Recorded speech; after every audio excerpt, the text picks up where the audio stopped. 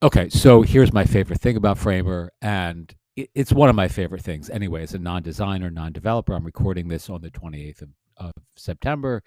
Here's a great looking site that is just added to the Framer template store. It's free. I mean, not all of these sites are free, but many, or themes, templates are free, but this one is, right? I mean, this is really, really nice. You would spend a shit ton of money for this on Shopify or Squarespace or, something like WordPress. Even this could be, 50, $70, right? On Shopify, more. On Squarespace, probably more.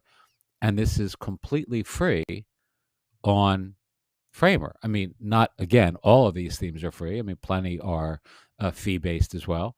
But here is the template store for Framer, or the community, sort of section where themes are listed on their marketplace. There are certainly many other places to grab Framer themes as well, but you can simply use this for free. I've already done that, so I'm not going to click on it again.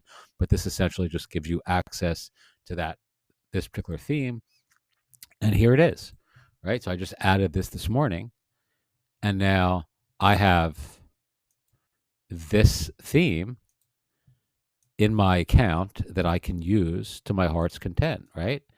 So, and it's literally one click, and now I can edit it.